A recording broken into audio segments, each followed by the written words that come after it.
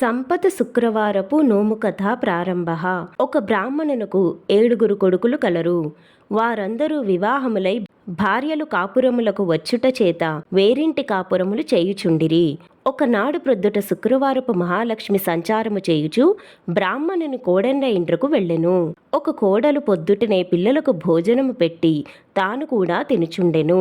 ఇంకొక ఆమె పాచివాకిలిలో పేడ వేసుకొని చుండెను. వేరొక కోడలు పాతగుడ్డలను పోగుబెట్టుచుండెను. వేరొక కోడలు పాచివాకిలిలో వడ్లు దంచుచుండెను.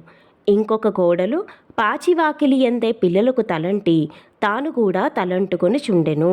ఇట్లు 6 చేయుటను చూచి శుక్రవారపు మహాలక్ష్మి వారి ఇండ్లకు వెళ్ళక పెద్ద కోడలి ఇంటికే వచ్చెను. ఆమె ఇల్లు అలుకుకొని వాకిట కల్లాపు చల్లి స్నానం చేసి పసుపు రాసుకుని బొట్టు పెట్టుకుని కట్టుకున్న బట్ట భర్తకిచ్చి యాయవారమునకు పంపి తాను తలుపు వెనుక కూర్చుండెను. అక్కడ గల శుభ్రతను మెచ్చుకొని శుక్రవారము మహాలక్ష్మి అరుగు మీద కూర్చుని, అమ్మాయి బయటికొకసారి రమ్ము అని అనెను.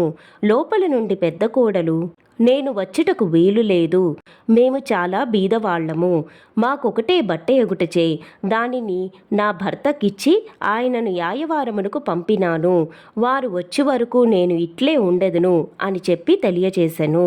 అప్పుడు శుక్రవారపు మహాలక్ష్మి తన బట్టలో సగం ఆమెకు కట్టబెట్టి తనకొక సోలెడు బియ్యం వార్చిపెట్టమని కోరెను. అందులోకి ఆ ఇల్లాలు నొచ్చుకొని తన భర్త వచ్చే వరకు ఇంట బియ్యముండవని చెప్పెను. అప్పుడు ఆమె, శుక్రవారపు మహాలక్ష్మి మా ఇంటికి వచ్చినది, ఆమెకు ఇవి కావలెనని వర్తకునకు చెప్పి కావలసినవి తెచ్చుకోమని చెప్పి ఆ బ్రాహ్మణ స్త్రీని పంపెను. ఆమె కోమటి ఇంటికి వెళ్ళి తన ఇంటికి శుక్రవారపు మహాలక్ష్మి వచ్చినదని తెలిపి పప్పు బియ్యము మున్నగు వంటకు వలియు పదార్థముల నిమ్మని కోరగా అతడు వాటన్నిటినీ ఇచ్చెను. తరువాత ఆమె ఎట్లే చెప్పి తెలికలవాని ఇంటి దగ్గర తెలగపిండిని, నూనెను, కంచెర ఇంటి దగ్గర పాత సామాగ్రిని, సాలెవాని ఇంటి దగ్గర బట్టలను తీసుకుని ఇంటికి వెళ్ళి 4 పిండి వంటలతో నవకాయ పచ్చళ్లతో శుక్రవారం మహాలక్ష్మికి వండి వడ్డించెను. అంతలో ఆమె భర్త ఎడమూట పెడమూటలతో సంతోషముగా ఇంటికి వచ్చెను. ఆ దినం అతనికి సంతృప్తికరముగా యాయవారము దొరికెను.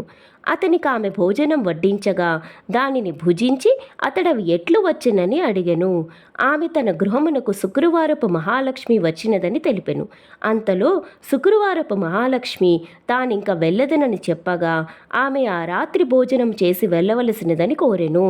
అందులకు ఆమె అంగీకరించి రాత్రి భోజనమైన తరువాత వెళ్ళదను అని అనెను. అప్పుడు ఆ బ్రాహ్మణి, అమ్మా, ఇంత చీకటిలో ఎట్లు వెళ్ళగలవు, రేపటి దినమున వెళ్ళవచ్చును అని అనెను. అందులకు ఆమె సమ్మతించి నిదురపోయి కొంత రాత్రికి లేచి తనకి కడుపు నొప్పిగా ఉన్నదని తెలిపి వెలుపలికి వెళ్ళి వచ్చేదనని చెప్పెను. అందులకు ఆ బ్రాహ్మణి చీకటిలో వీధిలోనికి వెళ్ళవద్దు అని ఆ మూల కూర్చనమని అనెను. మహాలక్ష్మి అట్లే 4 మూలలందును కూర్చొని తెల్లవారు వేళకు మాయమైపోయెను.